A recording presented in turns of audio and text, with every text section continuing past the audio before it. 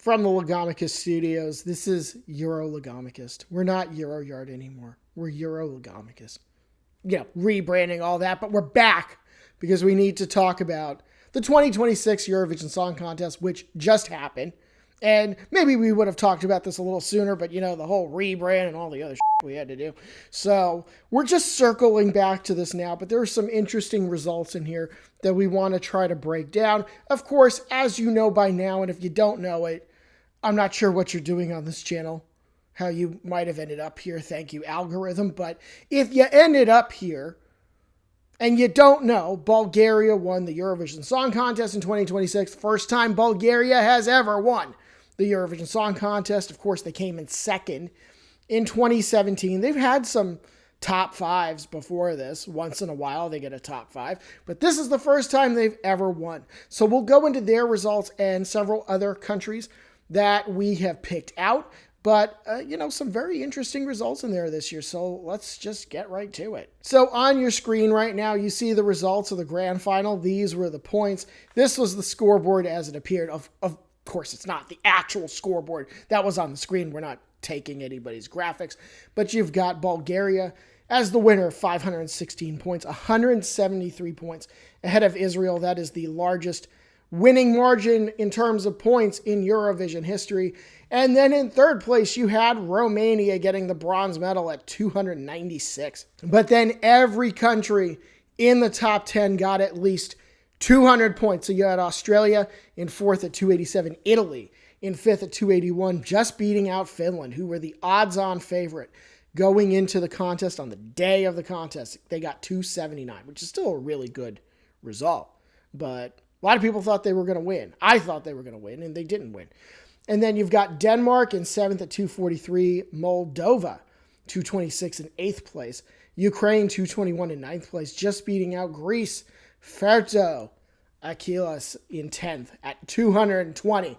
And then France, very surprisingly, slipping to 11th at 158 points. Then Poland actually coming in 12th at 150. And on the left side of the scoreboard, rounding that out, was Albania at 145 points.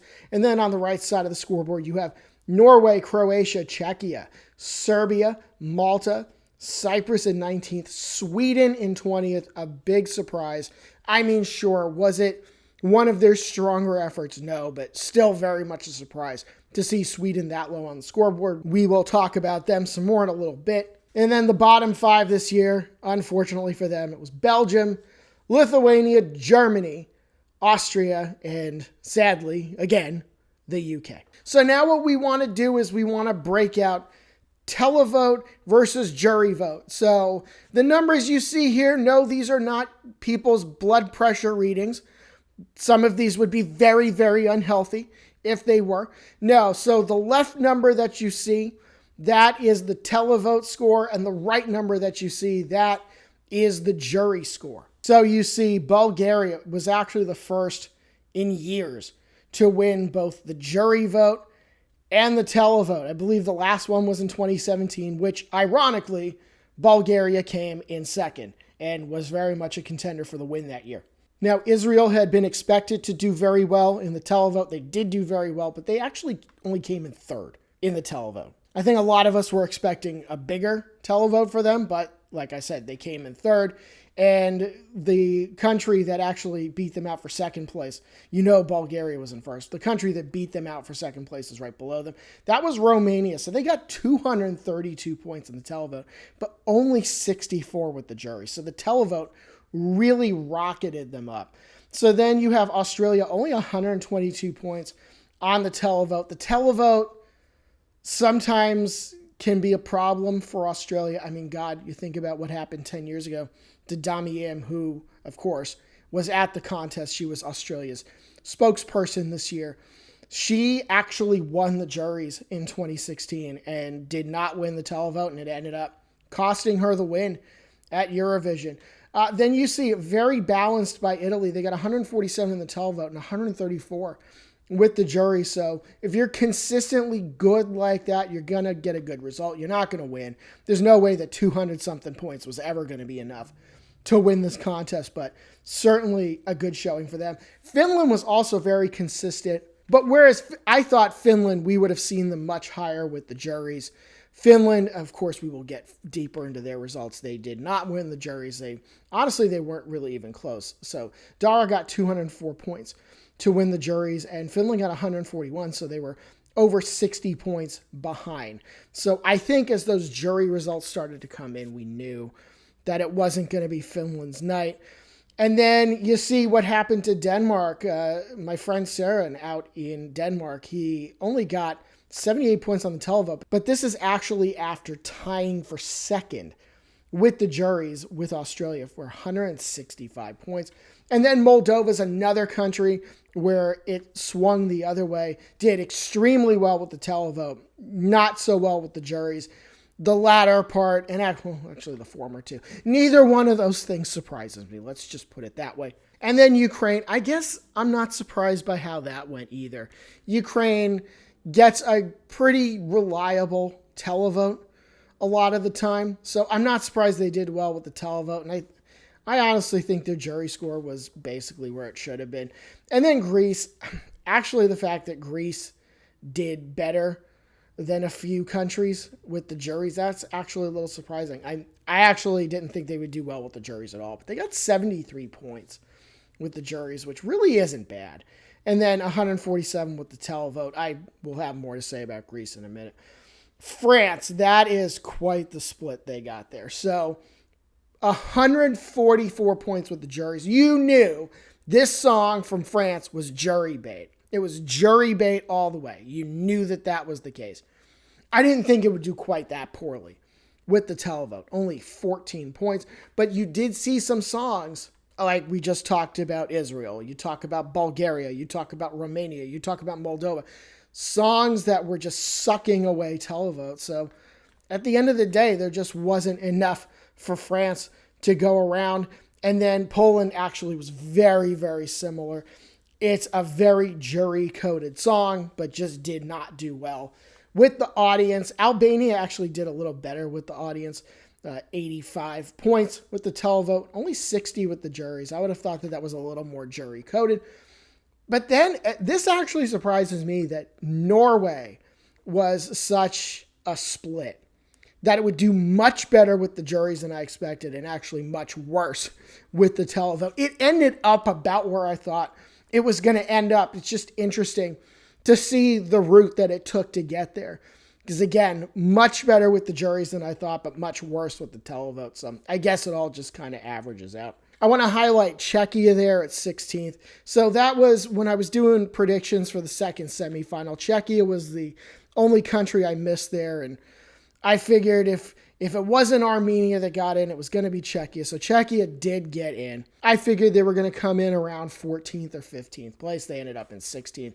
But again, a really, really heavy split. So 104 points with the juries, a very, very jury-coded song, but only 9 with the televote. So unfortunately, them's the breaks. And Malta, another one, although on a smaller scale, getting 81 points with the juries and just bombing with the televote. And that was the question that I had asked before the contest. Now, Aiden seems like a charming young man and a very talented singer. Very, very popular in Malta. You could see. And yes, I watched MESC. I watched those ads for the Bank of Valletta. And, I didn't see the Maltese tax lady. Well, she was at MESC this year. She wasn't doing her tax commercials, but she was at MESC, which is just as good as far as I'm concerned. I was asking because Aiden did really well with the televote in Malta because he is very popular right now in Malta. But Eurovision, the whole of the 35 countries, if you include rest of the world, other than Malta, that ain't Malta. So I was questioning how well he would do with the public outside of Malta, and unfortunately the answer for him was not that great. Sweden just did dismally here. Only 16 points with the televote, which is a big disappointment. The 35 with the juries doesn't really surprise me that much. And then, of course, poor UK. Down at the bottom, just 1 point. So let's go country by country here. We're not going to get into every country, but we did pick 10 countries that we want to get further into the results and show you the trends over the last few years. So Bulgaria, obviously the winner here, they got 516 points. They came in first place with the juries and the televote. So you see how things have been going for Bulgaria. So in 2021, they came in 11th place. And actually that contest, Bulgaria, well, had the 2020 contest happened, they would have been considered one of the leading candidates in that one. So there was some carryover going into 2021. They ended up coming in 11th place. Then they NQ'd in 2022 and skipped the last 3 contests before this year. They just come back and win.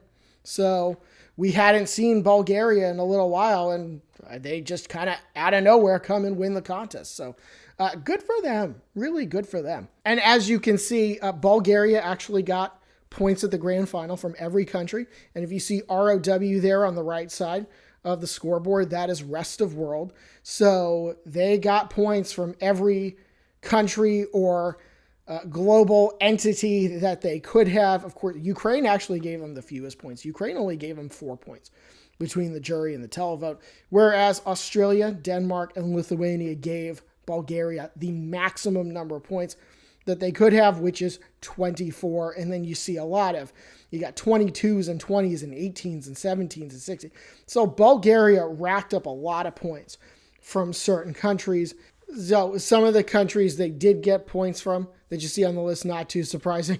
Some of the ones they didn't get points from, also not too surprising. Like, for example, Portugal only giving this Bulgarian song 6 points when this is like the complete opposite of anything that Portugal would send at Festival de Canção to this contest. So some really not very surprising numbers here, but hey, good for Bulgaria. They actually won a Eurovision Song Contest, and they did it in style. They won pretty big. But unfortunately, you know who didn't win, and that would be Finland, who were, as we said, the favorites going into the contest on the day of the contest. And I will point out now that we are 3 years in a row, 2024, 2025, and 2026, that the country in first place in the odds on the day of the grand final did not win.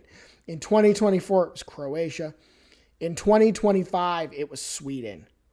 And in 2026, it was Finland. And none of them won Eurovision. But, I mean, 6th place, that's not a bad result for Finland. And you can see Finland has had some ups and downs. I mean, Erika Vikman should have done better than 11th. I thought that song was good enough to win, but clearly not everybody agreed with me. But, you know, some 6th places, a 2nd place, obviously, with Karja in 2023. So Finland has had their ups and downs, but generally they've been competitive in the 2020s. Now, a country that is also intermittently competitive at Eurovision is Moldova. They came in 8th, so like we said, they didn't do well with the juries. They came in 17th with the juries, which is not surprising. This was not a jury-coded song at all.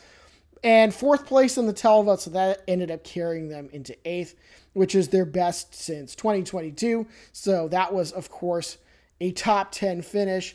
And then in 2024, they NQ'd. 2025, you may remember they had the auditions.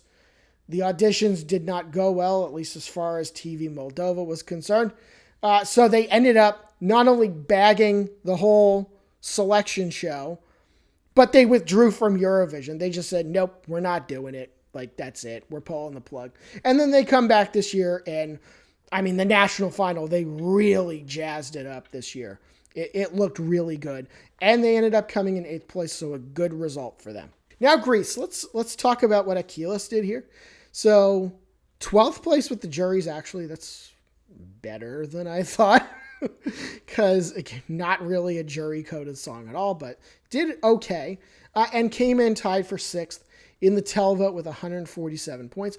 But you see, other than 2023, which unfortunately, that was a disastrous performance in 2023. There's really no other way to put it, and I feel bad for saying it, but there's no other way to put it. It was a disastrous performance. Other than that, there were just one spot off in 2024 of just being top 10s the rest of the 2020s. I mean, 10th, 8th, 11th, 6th, and 10th. So Greece in this decade, they haven't really come close to the win. And of course, Claudia last year was fantastic. Probably the best vocals in the contest last year outside of JJ. They've just been turning out some good, solid songs every year in this decade for the most part. And now Romania, this is another very interesting case. I would say it's more interesting than what we saw from Moldova, because Moldova, generally speaking, shows up at Eurovision, and a lot of times they do okay for themselves. So in 2021, they didn't qualify. 2022, they come in 18th. And then in 2023, they NQ'd, and you could see that coming from a mile away. The last 2 years, they didn't even show up. And then this year, they come back, national final, bang, third place. So second place in the televote for Romania. And you'll see that this is something that just really carried through the contest. Eastern Europe really showed out this year. Eastern Europe, whether it was Bulgaria or Romania, or even, you could say Greece. A lot of these Eastern European countries did well with the televote. Moldova also, that's another one that did well with the televote this year. So now Australia, I'm sure that there are Australians that, even though we're a couple weeks beyond Eurovision at this point, that are still disappointed about how things went for Delta. Although, fourth place is really nothing to be upset about at all.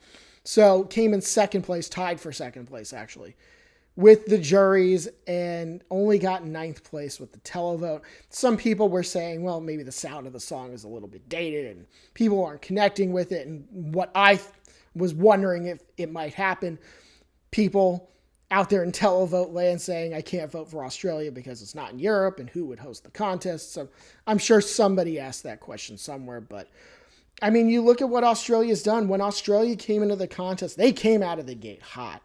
And frankly, I think they should have won in 2016. I have nothing against Jamala and her song 1944, but I do think that Sound of Silence should have won in 2016.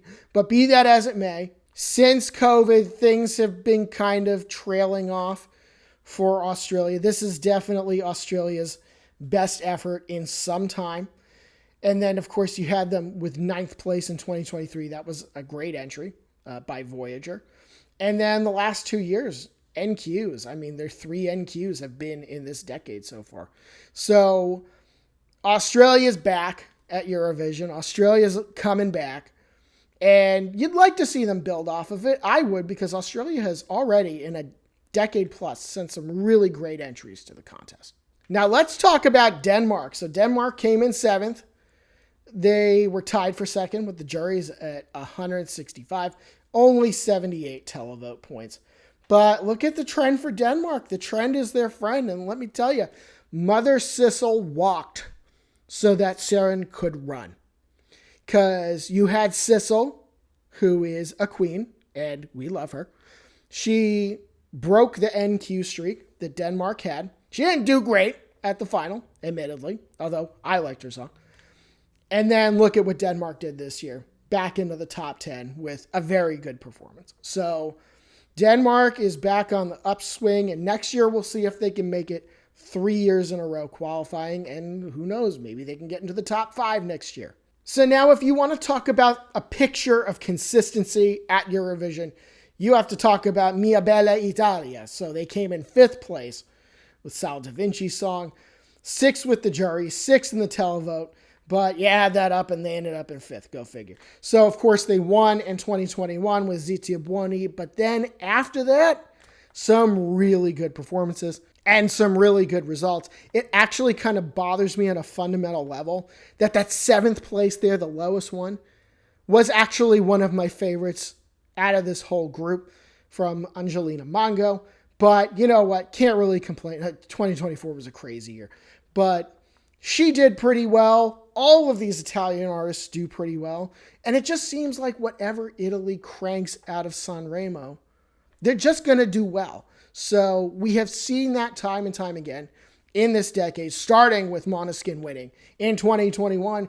And the trend just keeps continuing. Italy keeps cranking out songs, even though it's funny because Italy doesn't try to win Eurovision. Italy acts like they don't give a flying shit if they win Eurovision or not. Because to them, Sanremo is more important. The whole Sanremo experience. Sanremo's older than the Eurovision Song Contest. Italy picks whatever the hell Italy wants. And if it does well at Eurovision, great. And if it doesn't, that's fine by them too. But look at how the results have gone. They're going really well for Italy. So we will see if that continues in 2027. And now one of the more surprising results, I think, Sweden, 20th place. 20th. So only 35 points with the juries, but 16 with the televoters. Now, it wasn't the best song Sweden has ever set, for sure. But I think we were all going into this thinking, well, it's Sweden. Of course it's going to do better than people expect. Well, they didn't. And this is definitely the most disappointing Swedish result in a while. So they did come in 14th back in 2021. Of course, they won with Loreen in 2023. And then a couple of top 10s after that.